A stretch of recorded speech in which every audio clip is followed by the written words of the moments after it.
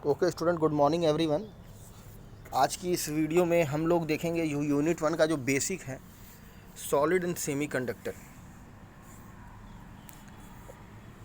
तो इस वीडियो में देखिए हम लोग को क्या क्या देखना है। सॉलिड एंड सेमी कंडक्टर देखना है, जिसमें कंडक्टर, इंसुलेटर और सेमी कंडक्टर क्या है इसको देखना है।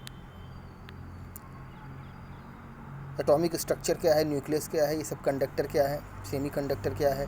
Affect of temperature on V I characteristic, very important topic. Temperature का क्या प्रभाव होता है on the V I characteristic.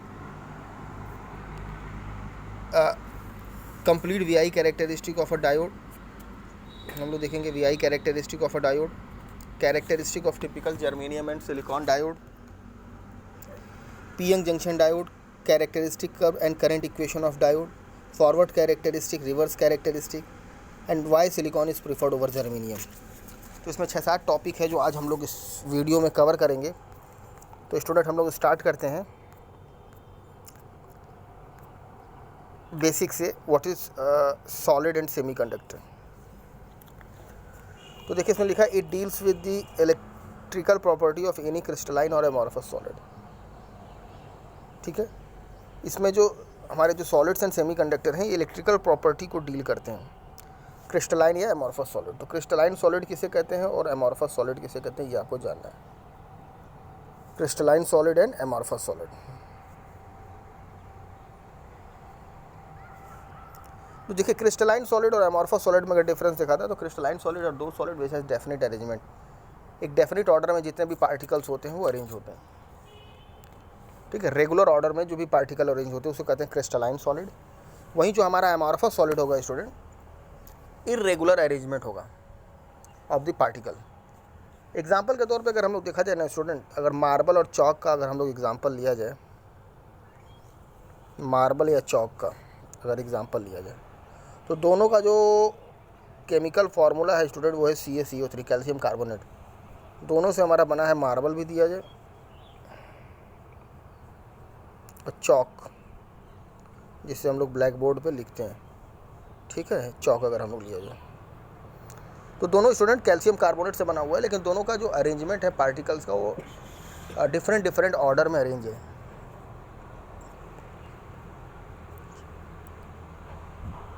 ठीक है, तो मार्बल में जो हमारे पार्टिकल अरेंज है स्टूडेंट वो डेफिनेट ऑर्डर में है। देखो मार्बल कितना हार्ड होता है, मार्बल से हम लोग क्या क्या बनाते हैं, और चौक हमारा कितना सॉफ्ट होता है, आराम से हाथ से टूट जाता है।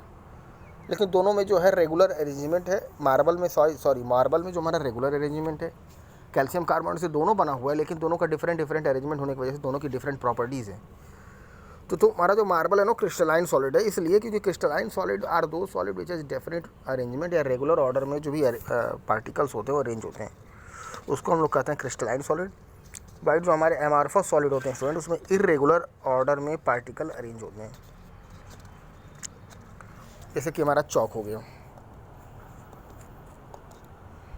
और भी बहुत सारी डिफरेंस है क्रिस्टलाइन सॉलिड और एमॉर्फस सॉलिड। जो क्रिस्टलाइन सॉलिड होता है उसका जो मेल्टिंग पॉइंट होता है बहुत ही शार्प होता है स्टूडेंट।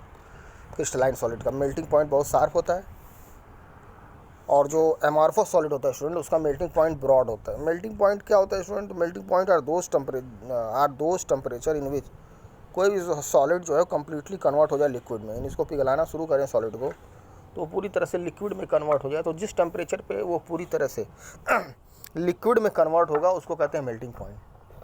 तो जो क्रिस्टलाइन सॉलिड होता है स्टूडेंट, उसकी जो मेल्टिंग पॉइंट होता है वो शार्प होता है। मतलब अगर मान लो 120 डिग्री सेल्सियस पे 120 डिग्री सेल्सियस पे मेल्ट करना स्टार्ट किया तो 122 डिग्री 23 डिग्री तक जाते जाते वो पूरी तरह से मेल्ट कर जाएगा। ठीक है, क्रिस्टलाइन सॉलिड में। वहीं एमॉर्फस सॉलिड जो है उसमें जो मेल्टिंग पॉइंट ब्रॉड होता है, यानी 120 से स्टार्ट करोगे तो 140 तक हो जाएगा। 20 डिग्री सेल्सियस का उसमें डिफरेंस आ जाएगा। कहाँ, इसमें 2 डिग्री सेल्सियस का डिफरेंस है। तो ये स्टूडेंट हमारा होता है क्रिस्टलाइन सॉलिड और एमॉर्फस सॉलिड। अब देखो क्या, semi conductor is revolution in the modern physics. Semi conductor एक तरह से क्रांति ला दी हमारे मॉडर्न फिजिक्स में। तो depending upon the electrical property of any crystalline solid can be categorised into 3 category. तो इलेक्ट्रिकल प्रॉपर्टी की अगर बात करें तो कोई भी क्रिस्टलाइन सॉलिड हमारा है तो 3 कैटेगरी में वो हमारा अरेंज होगा। It will be arrange in 3 category. पहला कंडक्टर, दूसरा इंसुलेटर और तीसरा हमारा है सेमी कंडक्टर। तो कंडक्टर देखो किसे कहते हैं, तो those solid which readily conduct electricity when electric field या potential difference is applied across the conductor. Such solid is called conductor.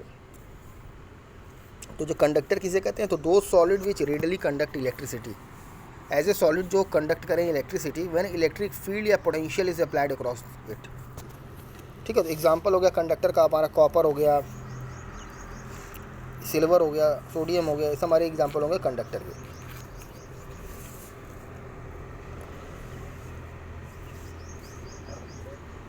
Insulator किसे कहते हैं, तो insulator those material which does not conduct electricity, they does not conduct electricity when potential difference is applied, for example diamond और quartz, they would need very very high potential difference. ठीक है, बहुत high potential आप दोगे तो ही वो conduct करेगा। और इसकी जो कंडक्टिविटी होती है इंसुलेटर की 10 टू द पावर -24 टाइम, देखो 10 to the power -24 times n conductor.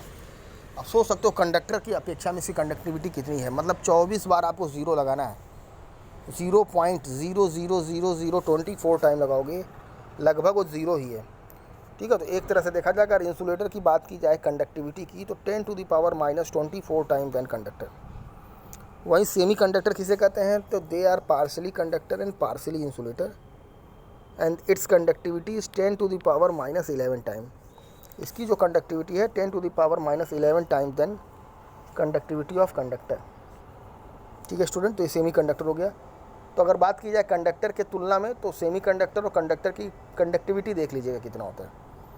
ठीक है, इंसुलेटर की कंडक्टिविटी होती है 10 टू द पावर -24 टाइम। ठीक है, इंसुलेटर की अगर बात की जाए, इंसुलेटर तो जो इसकी कंडक्टिविटी है वो 10 to the power -24 time, 10 to the power -24 time है। वहीं जो सेमी कंडक्टर है इसकी जो कंडक्टिविटी है 10 टू द पावर -11 टाइम।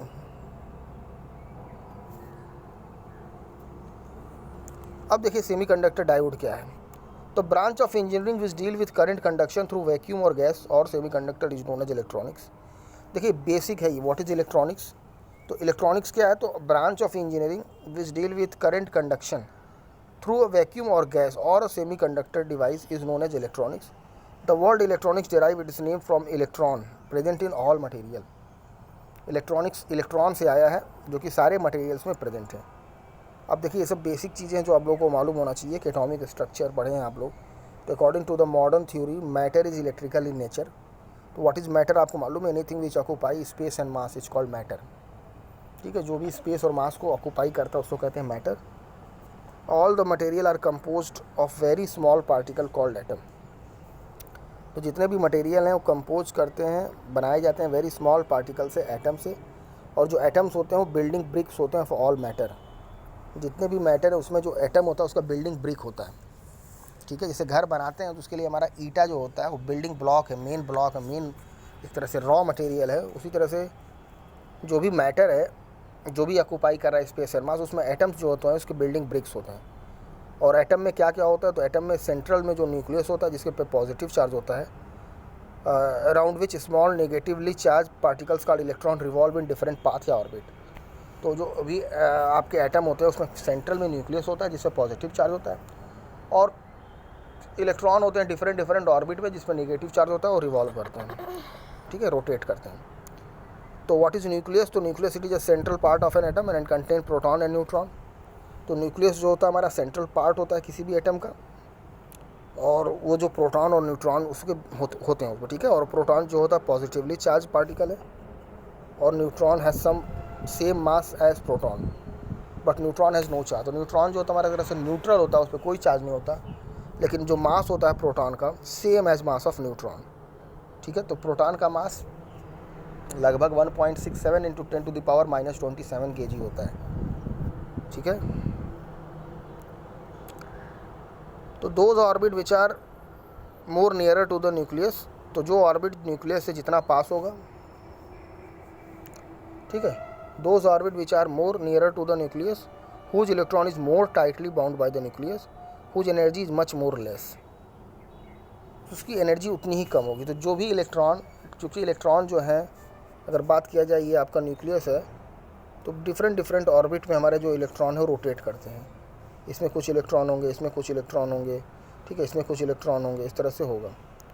तो जो इलेक्ट्रॉन इसमें देखिए बताया है कि those orbit which are nearer to the nucleus, तो देखिए ये ऑर्बिट है, ये न्यूक्लियस से ज़्यादा पास है क्योंकि ये हमारा न्यूक्लियस है, सेंट्रल पार्ट। ये जो ऑर्बिट है इसमें जो इलेक्ट्रॉन रोटेट कर रहे हैं ये न्यूक्लियस से ज़्यादा पास है, उससे थोड़ा दूर ये है और सबसे दूर ये है। तो दो ऑर्बिट न्यूक्लियस से जितना पास होगा वो जो इलेक्ट्रॉन उतना ज़्यादा टाइटली बाउंड होगा और उसकी एनर्जी उतनी ही कम होगी, यानी इस इलेक्ट्रॉन की एनर्जी ज़्यादा होगी, इस इलेक्ट्रॉन की एनर्जी ज़्यादा होगी। और एक तरह से देखा जाए तो एनर्जी और स्टेबिलिटी में इन्वर्सली प्रोपोर्शनल होता है। एनर्जी जिस इलेक्ट्रॉन की जितना ज़्यादा होगी उसकी स्टेबिलिटी उतनी कम होगी, और एनर्जी जो है जैसे जैसे बढ़ता जाता है, जैसे जैसे दूर जाता है न्यूक्लियस से, उसकी एनर्जी कम होती जाती है क्योंकि उतना टाइटली बाउंड नहीं होता, एनर्जी उसकी कम हो जाती है, यानी लेस स्टेबल। ठीक है, जैसे जैसे इलेक्ट्रॉन से दूर जाएगा उसकी एनर्जी क्या होगी, बढ़ती जाती है। देखिए लिखा है ना, those orbit which are more nearer to the nucleus या more closer to the nucleus, वो तो इलेक्ट्रॉन उतना टाइटली बाउंड होगा क्योंकि पॉजिटिव चार्ज है, इलेक्ट्रॉन पे नेगेटिव चार्ज है, तो जितना पास होगा उतना ज़्यादा टाइटली बाउंड होगा और उसकी एनर्जी उतनी ही कम होगी। ठीक है, उसकी एनर्जी उतनी ही कम होगी और जैसे जैसे दूर जाएगा उसकी एनर्जी बढ़ती जाएगी। इलेक्ट्रॉन की एनर्जी ज़्यादा होगी, इस इलेक्ट्रॉन की एनर्जी ज़्यादा होगी और इस इलेक्ट्रॉन की एनर्जी कम होगी, और इस इलेक्ट्रॉन की एनर्जी ज़्यादा होगी ये मतलब वो स्टेबिलिटी उसका कम होगा, ये उतना स्टेबल नहीं है ये इलेक्ट्रॉन, ये ज़्यादा स्टेबल है क्योंकि टाइटली बाउंड है, ये टाइटली बाउंड नहीं है, ये कम स्टेबल है, स्टेबिलिटी इसकी कम है लेकिन इसकी एनर्जी ज़्यादा ही है। तो एनर्जी और स्टेबिलिटी की अगर बात की जाए तो देख लीजिए, एक छोटा बच्चा हो, एक छोटा बच्चा है मान लीजिए और एक बूढ़े हैं, ठीक है, एक छोटा बच्चा और बूढ़ा है, तो दोनों में अगर बात की जाए तो छोटा बच्चा जो है उसकी एनर्जी ज़्यादा है, उसकी एनर्जी ज़्यादा है लेकिन उसकी स्टेबिलिटी कम है। ठीक है, उसको बैठने के लिए कह दिया जाए सुबह से शाम तक, चेयर पे तो नहीं बैठेगा, वो स्टेबल नहीं है वो, लेकिन बूढ़ा जो है सुबह से शाम तक टेबल पे बैठेगा, सॉरी चेयर पे बैठेगा, सुबह से शाम तक बूढ़ा जो है वो चेयर पे बैठेगा, तो उसके अंदर स्टेबिलिटी ज़्यादा है बट एनर्जी उसके पास कम है। तो एनर्जी और स्टेबिलिटी का ही रिलेशन हो गया। अब कंडक्टर क्या है, इन एनी कंडक्टर, तो देखिए कंडक्टर का बनाया गया है बैलेंस बैंड और कंडक्शन बैंड के आधार पर। मेनली दो बैंड होते हैं हमारे, बैलेंस बैंड और कंडक्शन बैंड। तो इन द कंडक्टर क्या होता है, balance band and conduction band overlap each other. तो देखिए लिखा है balance band and conduction band overlap, ठीक है। There is no gap between the balance band and conduction band, मतलब एनर्जी गैप जो होता है इसमें जीरो होता है, और even at 0 kelvin it conduct electricity, और 0 केल्विन पर भी, 0 केल्विन का मतलब होता है absolute zero, absolute zero, even at 0 kelvin it conduct electricity. Balance band और कंडक्शन बैंड इसमें ओवरलैप करते हैं। और इंसुलेटर में देखिए जो एनर्जी गैप है वो काफ़ी ज़्यादा है,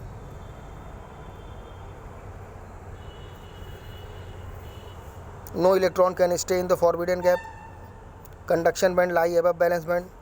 ठीक है, देखिए लिखा है, सारे पॉइंट देख लीजिए, it has large forbidden gap, no electron in the conduction band, all the electron in the balance band. Diamond, wood, rubber, plastic सब एग्जाम्पल हो गए हमारे इंसुलेटर के।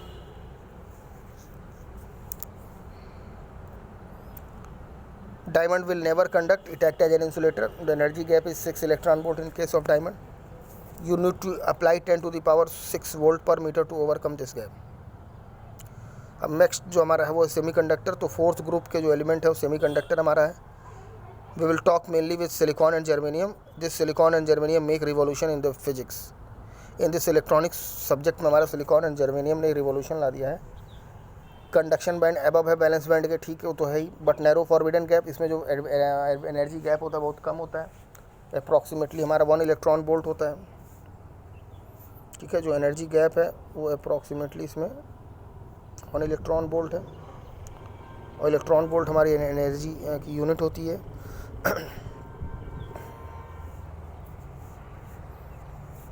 ठीक है,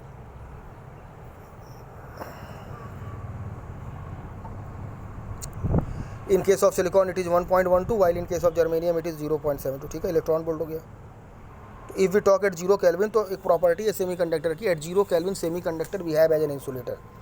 0 केल्विन पर जो हमारा सेमीकंडक्टर है वो इंसुलेटर की तरह बिहेव करता है।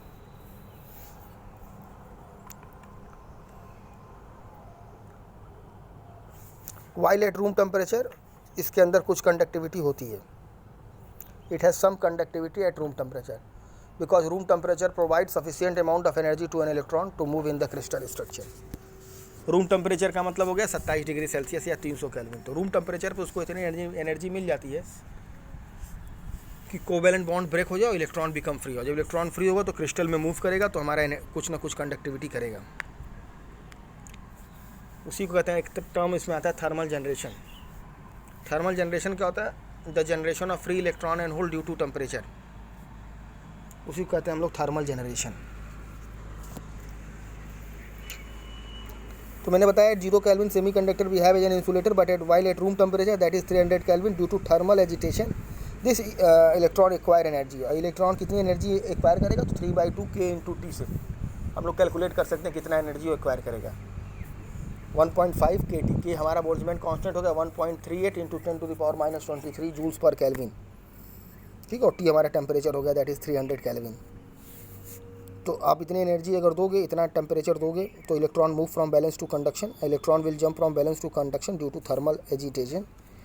Few electrons jump from valence band to conduction, hence crystal start conducting. Electron in conduction band is very less in number due to this conductivity, due to their conductivity is very less, ठीक है। Room temperature पे इसकी conductivity बहुत ही कम होती है, ठीक है, क्योंकि वेरी फ्यू इस electron will be in conduction band.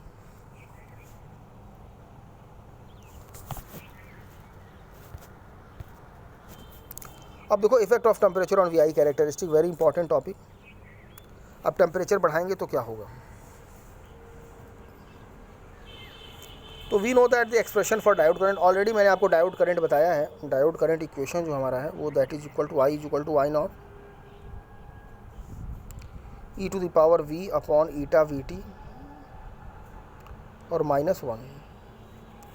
This is our diode current equation. तो when the voltage V is positive and several time of Vt, जब वोल्टेज V हमारा पॉजिटिव है और कई गुना है इस Vt से। Vt चूँकि हमारा वोल्ट इक्विवेलेंट टेम्परेचर है, थर्मल वोल्टेज है, और थर्मल वोल्टेज आपको मालूम है कि लगभग 26 मिली वोल्ट होता है Vt, दैट इज kT/Q। तो अगर इसको सॉल्व किया जाए एट रूम टेम्परेचर तो Vt की वैल्यू आएगी लगभग 26 मिली वोल्ट, और V की वैल्यू अगर बहुत ज़्यादा है Vt से और कई गुना है तो e to the power V upon eta Vt आप जब करोगे ना तो इसकी वैल्यू बहुत लार्ज आएगी, वेरी लार्ज। V की वैल्यू आप कम से कम भी लोगे ना, 1 वोल्ट 2 वोल्ट 3 वोल्ट कुछ भी आप लोगे तो भी चूँकि एक्सपोनेंशियल है ये, तो इसकी वैल्यू वेरी लार्ज आएगी। और बहुत ज़्यादा लार्ज होने की वजह से हम जो -1 है उसको नेगलेक्ट कर सकते हैं इसमें से। तो नॉर्मली हम लोग I को लिख सकते हैं I is equal to I not e⁻v upon eta Vt। हम लोग ये भी फार्मूला लिख सकते हैं, ठीक है, क्योंकि इसकी वैल्यू बहुत लार्ज आएगी क्योंकि एक्सपोनेंशियल है। और दूसरा देखिए केस बताया कि when the voltage is negative, मतलब अगर डायोड रिवर्स बायस में है। जस्ट इसका उल्टा देखिएगा, अगर वोल्टेज हमारा नेगेटिव है रिवर्स बायस में तो V की वैल्यू माइनस होगी। तो जो e⁻⁻v अपॉन ईटा Vt जब आप करोगे, जब V आप नेगेटिव में लोगे, रिवर्स बायस में होगा, उस केस में इसकी वैल्यू बहुत ही कम आएगी। जस्ट उसका उल्टा, क्योंकि अब उल्टा हो गया। आपको मालूम है अगर नीचे वाली वैल्यू बहुत बड़ी है तो 1/∞ करोगे तो 0 ही आएगा। तो उस केस में इसकी वैल्यू बहुत ही कम आएगी, यानी ये लगभग ये 0 की वैल्यू आएगी। आप चाहिए तो कोई वैल्यू पुट करके आप चेक कर सकते हैं कैल्सी से। V की वैल्यू पहले आप पॉजिटिव लीजिए और एक बार V की वैल्यू माइनस में लीजिए। प्लस में आप कुछ भी ले लीजिए 1 वोल्ट 2 वोल्ट 3 वोल्ट, और माइनस में आप कुछ भी ले लीजिए 1 वोल्ट 2 वोल्ट 3 वोल्ट। चाहे उसी प्लस पे ही आप कैलकुलेट कर लीजिए, उसी को उल्टा कर लीजिए, 1 कर लीजिए, क्योंकि e⁻ आप जब माइनस करोगे तो 1 हो जाएगा वो। ईटा आप कुछ भी ले लीजिए, सिलिकॉन चाहे जर्मेनियम 1 चाहे 2 कुछ भी ले लीजिए। Vt आपका जो है आपका थ्रेशोल्ड वोल्टेज हो तो फिक्स है, थर्मल वोल्टेज हो तो फिक्स है 26 मिली वोल्ट। 26 × 10⁻³ वोल्ट ले लीजिए, तो वही जो 26 × 10⁻³ वोल्ट लोगे ऊपर जाएगा 10⁻³ यानी 1000 हो जाएगा। और ई पे पावर 1000 आप समझ सकते हो कितनी लार्ज वैल्यू आएगी। उसमें से 1 घटाना जोड़ना कोई फ़र्क नहीं पड़ने वाला।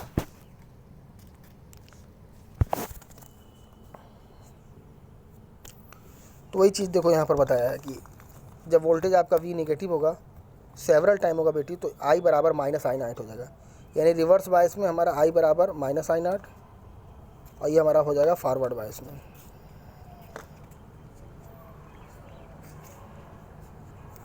The reverse current is therefore constant independent of the applied reverse bias, therefore I naught is called as reverse saturation current. तो जो हमारा रिवर्स सैचुरेशन करंट होता है स्टूडेंट, वो हमारा वोल्टेज पे डिपेंड नहीं करता। रिवर्स सैचुरेशन करंट हमारा वोल्टेज पर डिपेंड नहीं करता, ये टेम्परेचर पर डिपेंड करता है। And on every 10 degree rise in temperature it's value is double. इसके पहले वाले वीडियो में मैंने बताया था, देख लीजिएगा। I02 मतलब किसी दूसरे टेम्परेचर पर और I01 का मतलब किसी पहले टेम्परेचर पर, और 2 टू द पावर * है यहाँ पर 2 टू द पावर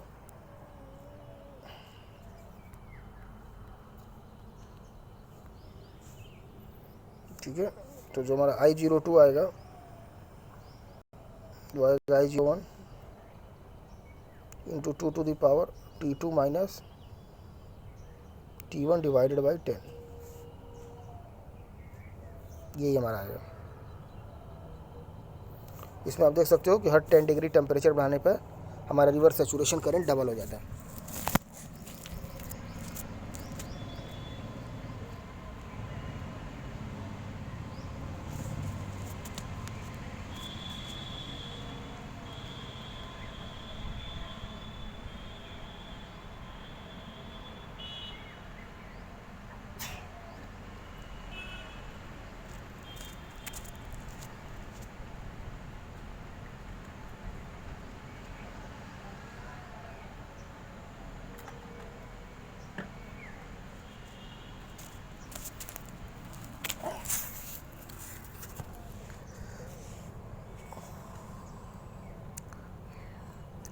अब देखो VI कैरेक्टरिस्टिक पे क्या प्रभाव पड़ता है, टेम्परेचर का क्या प्रभाव है।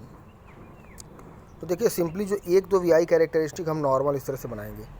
This is our normal VI characteristic, ठीक है। ये हमारा फॉरवर्ड वोल्टेज हो गया, फॉरवर्ड करंट, ये रिवर्स वोल्टेज और ये हमारा रिवर्स करंट हो गया। ये मान लो हमने किसी टेम्परेचर पे जनरल मैंने मान लो रूम टेम्परेचर पे मैंने बनाया है 27 डिग्री सेल्सियस पे, ठीक है। मेनली इसमें 3 टर्म आपको जानना है, नी वोल्टेज, ब्रेकडाउन वोल्टेज और reverse saturation current. Reverse saturation current मैंने आपको बताया था, it mainly flow due to temperature and it is mainly due to the minority carrier, mainly minority carrier के कारण होता है और it is due to the temperature. Knee voltage बताया आपको, it is a forward bias voltage at which current through the junction start increasing rapidly. तो ये जो हमारा है नी वोल्टेज है, मान लो ये VK है। ये हमारा ब्रेकडाउन वोल्टेज है जिसको मान लो हम लोग VZ से डिनोट किए हैं। ब्रेकडाउन वोल्टेज क्या होता है, it is a reverse bias voltage. Reverse bias voltage होता है eight which current through the junction start increasing abruptly, और नी वोल्टेज हम लोग बोलेंगे रैपिडली, तेज़ी से, और एक इसमें एकाएक बढ़ता है।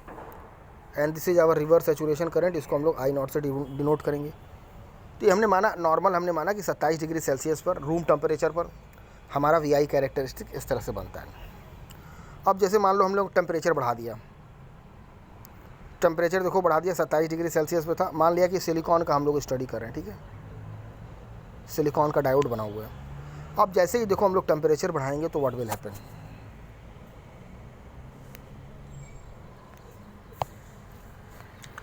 जैसे ही टेम्परेचर बढ़ाएंगे तो ब्रेकडाउन वोल्टेज पे क्या प्रभाव पड़ेगा। तो देखो जैसे ही टेम्परेचर बढ़ाएंगे तो हमारा जो नी वोल्टेज है वो घट जाएगा। नी वोल्टेज क्यों घट जाएगा, क्योंकि देखो नी वोल्टेज हमको हमारा बताता है एक तरह से कंडक्टिविटी बताती है कि उतना वोल्टेज जब तक आप नहीं दोगे तब तक कंडक्टिविटी नहीं होगी। उतना वोल्टेज तक आप पहुँचोगे, अगर सिलिकॉन का है तो मान लो 0.7 वोल्ट है और जर्मेनियम का 0.3 वोल्ट है, तो उतना वोल्टेज जब तक आप नहीं दोगे तब तक कंडक्टिविटी नहीं होगी। और तुम टेम्परेचर मान लो बढ़ा दिए, तो अब टेम्परेचर बढ़ा दिए तो कंडक्टिविटी और बढ़ जाएगी ना, और जल्दी कंडक्ट करना स्टार्ट कर देगा। जो 0.7 वोल्ट तक वेट करता था अब वो 0.5 पे ही हो जाएगा। तो उसका भी देखो फार्मूला है कि ग्राफ कितना शिफ्ट होगा। तो on every 2.5 millivolt on every 1 degree rise in temperature जो ग्राफ होता है शिफ्ट करता है लेफ्ट टूअर्ड 2.5 मिली वोल्ट।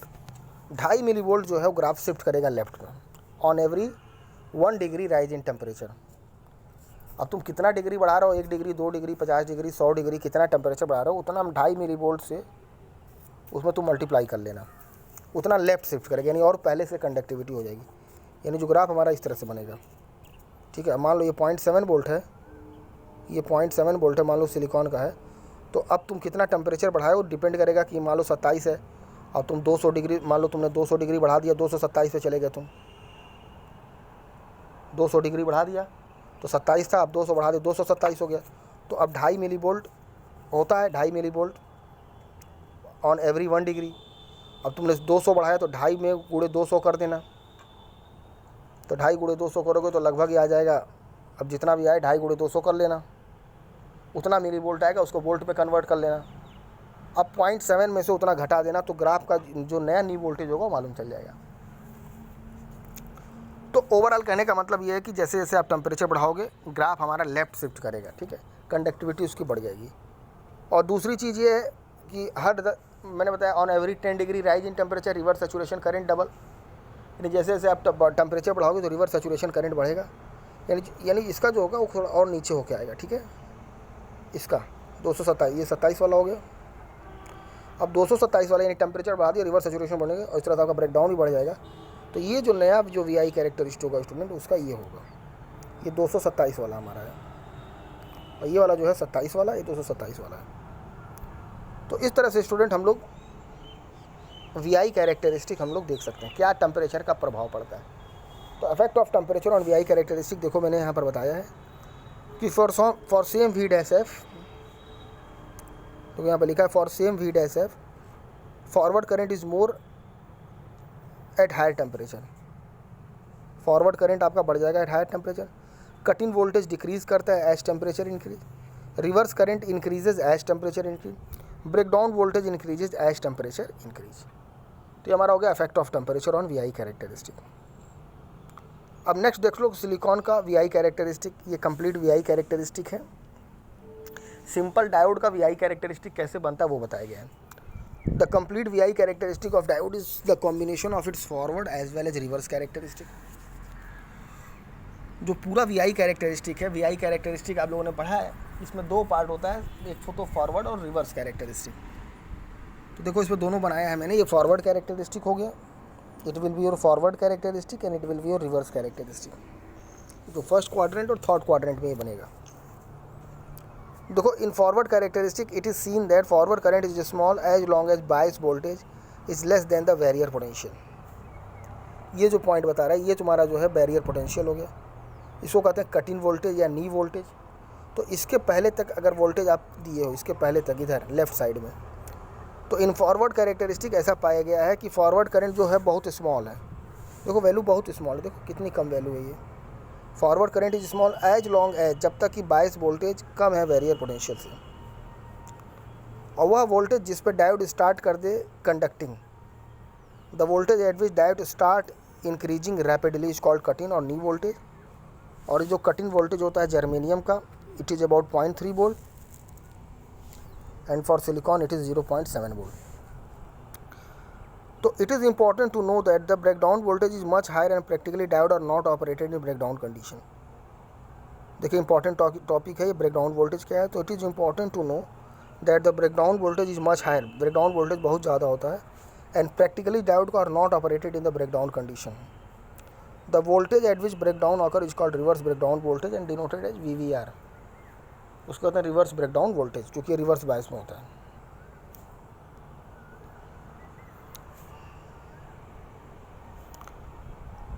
अब characteristic of typical germanium and silicon diode. अब सिलिकॉन और जर्मेनियम का देखिए यहाँ पर बनाया गया। अभी तक हम लोगों ने इसके पहले वाले में देखा था effect of temperature on VI characteristic, temperature का क्या प्रभाव था VI कैरेक्टरिस्टिक पे। हमने एक ही डायोड लिया था सिलिकॉन और उसी में टेम्परेचर बढ़ाया था, उसी का टेम्परेचर बढ़ाया था। अब अलग अलग डायोड है, सिलिकॉन अलग जर्मेनियम, तो अब VI कैरेक्टरिस्टिक पे क्या प्रभाव पड़ेगा। तो नॉर्मली देखिए एक तो हम रफ हैंड से एक फिगर इस तरह से बना लेंगे, ठीक है। ये फॉरवर्ड वोल्टेज हो गया, ये रिवर्स वोल्टेज, ये फॉरवर्ड करंट और ये रिवर्स करंट, और ये मान लेंगे कि हमारा सिलिकॉन का है, और ये है मान लीजिए 0.7 वोल्ट, ये 0 हमारा हो गया, ठीक है। ये सब नामकरण कर दीजिएगा इसका, forward voltage, reverse voltage, forward current, और ये हमारा हो गया रिवर्स करंट। देख लीजिएगा मिली एम्पियर में होता है, माइक्रो एम्पियर में होता है। अब देखिए सिलिकॉन का 0.7 वोल्ट है नी वोल्टेज, ये हमारा नी वोल्टेज हो गया। अब जर्मेनियम का 0.2 तो और पहले कंडक्ट करने लगेगा ना, वो जर्मेनियम की कंडक्टिविटी ज़्यादा होती है सिलिकॉन से, ये इसका एडवांटेज है। सिलिकॉन और जर्मेनियम में अगर बात की जाए तो जर्मेनियम की कंडक्टिविटी ज़्यादा होती है, लेकिन कई सारे और डिसएडवांटेज हैं जर्मेनियम की, इस वजह से सिलिकॉन का एडवांटेज ज़्यादा है देन जर्मेनियम से। तो सिलिकॉन को हम लोग ज़्यादा प्रीफर करते हैं देन जर्मेनियम।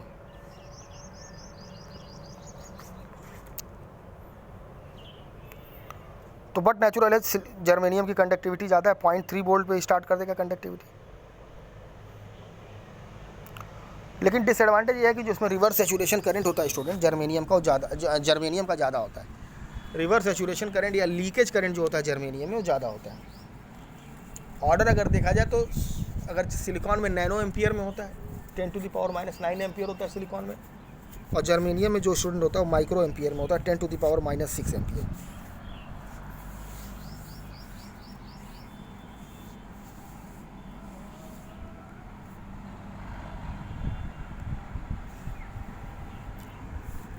ठीक है स्टूडेंट।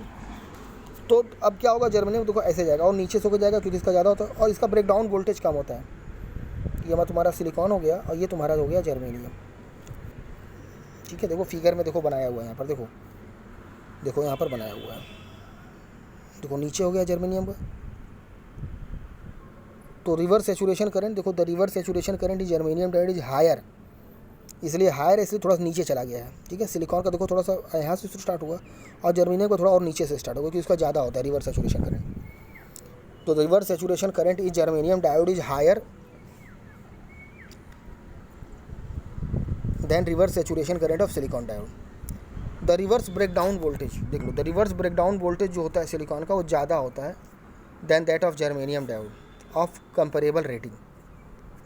तो सिलिकॉन का अगर देखा जाए तो रिवर्स ब्रेकडाउन वोल्टेज लगभग 50 वोल्ट पे होगा और जर्मेनियम का 30 वोल्ट पे होगा।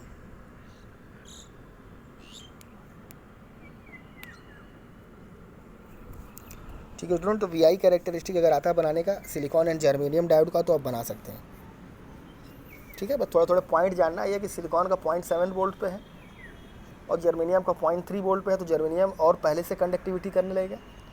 और चूँकि रिवर्स सैचुरेशन करंट इसका ज़्यादा होता है जर्मेनियम का, इसलिए इसको ज़्यादा यूज़ नहीं करते हैं। इसमें जो लीकेज करंट है रिवर्स वो ज़्यादा है जर्मेनियम से, सिलिकॉन से, इसलिए थोड़ा सा नीचे होकर जाएगा। और इसका जो ब्रेकडाउन वोल्टेज भी कम होता है, इसलिए पहले से ही कंडक्टिविटी स्टार्ट कर देगी, पहले ही फॉल हो जाएगा ये।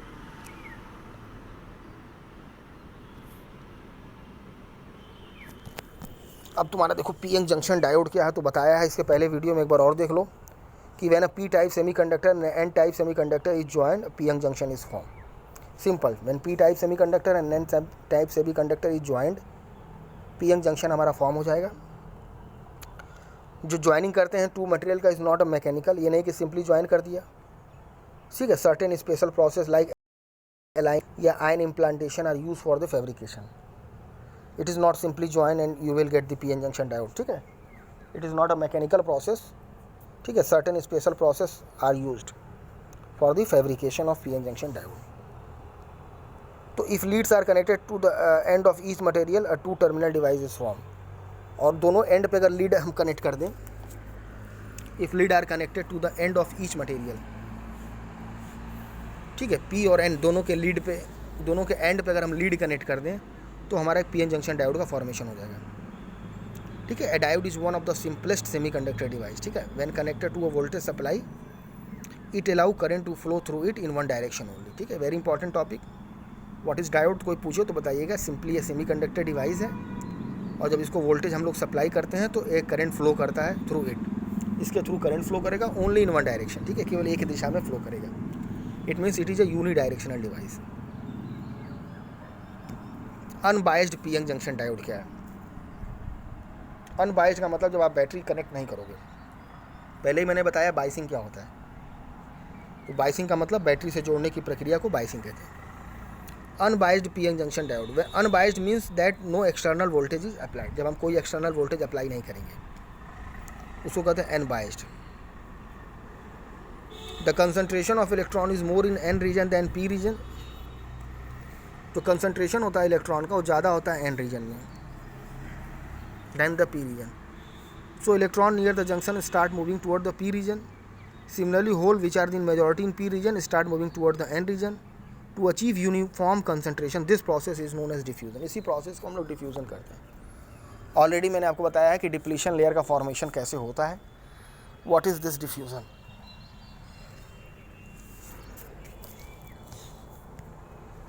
ठीक है, तो डिफ्यूज़न क्या है देख लीजिएगा।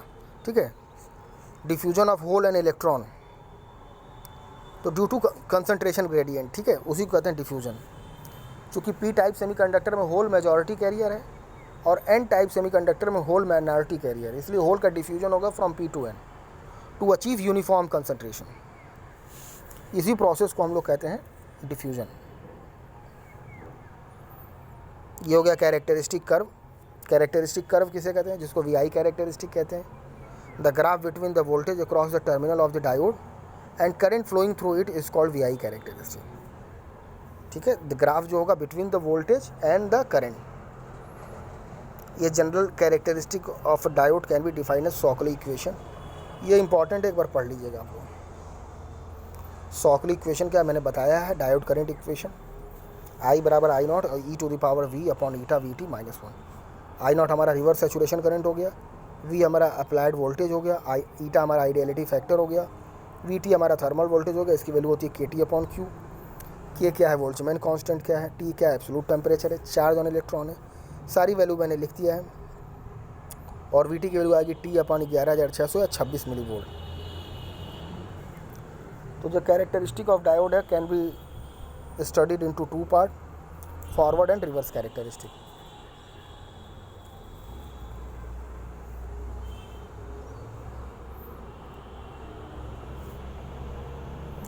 अब देखिए फॉरवर्ड कैरेक्टरिस्टिक क्या है। If the voltage applied in forward wise region is less than cut in voltage या knee voltage, the magnitude of current flowing through the diode is very small. Already आपको बताया गया, देखिए यहाँ पर देख रहे हैं आप, ये हमारा नी वोल्टेज है, this is our knee voltage. इसके इधर तक करंट बहुत स्मॉल है। तो वही कह रहा है, if the voltage applied in forward bias region is less than cut in voltage, the magnitude of current flowing through the diode is very small. As applied voltage is increased more than the cut-in voltage, the current increases exponentially. Current हमारा increase करेगा exponentially. Cut-in voltage is the minimum voltage applied to a forward bias diode at which the conduction start rapidly.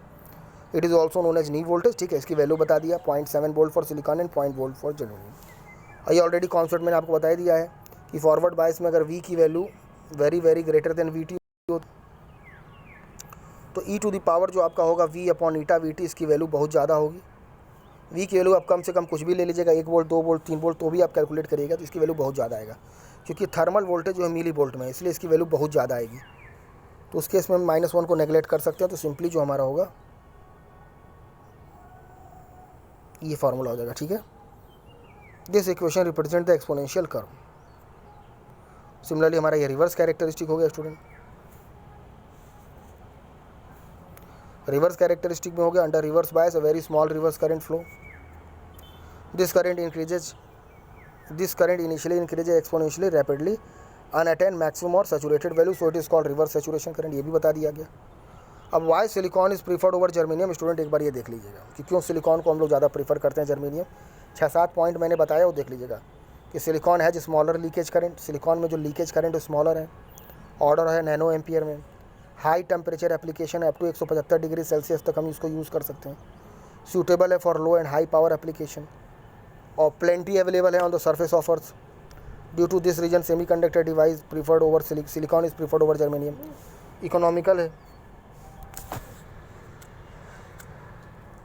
ठीक है, favourable property है to form SiO2। बाकी जो pencil से लिखा है स्टूडेंट एक बार इसको भी देख लीजिएगा कि क्यों हम लोग सिलिकॉन को ज़्यादा प्रीफर करते हैं देन जर्मेनियम। ठीक है, इसमें बताया गया है उसको एटॉमिक स्ट्रक्चर के आधार पर। बस एक डिसएडवांटेज है कि the conductivity of silicon is lower as compare to germanium, क्योंकि जर्मेनियम में जो नी वोल्टेज है 0.72 और सिलिकॉन में 1.12। एटॉमिक नंबर देखिए, सिलिकॉन का बताया है 14 और जर्मेनियम का 32। तो उसका इलेक्ट्रॉनिक कॉन्फ़िगरेशन जो इसका होगा 284 होगा सिलिकॉन का, और जर्मेनियम का 28184। तो बेसिक कॉन्सेप्ट देखिए बताया गया है, उसको एक बार आप पढ़ लीजिएगा, समझ में आ जाएगा आपको। ठीक है स्टूडेंट, तो इस वीडियो में इतना ही, काफ़ी इंपॉर्टेंट वीडियो था, इसमें इससे ज़रूर आपको एक क्वेश्चन आपको मिलेगा, सेमेस्टर में तो मिलेगा ताकि बाकी किसी न किसी कंपटीशन एग्ज़ाम में भी आपको इस पर क्वेश्चन जरूर मिलेंगे।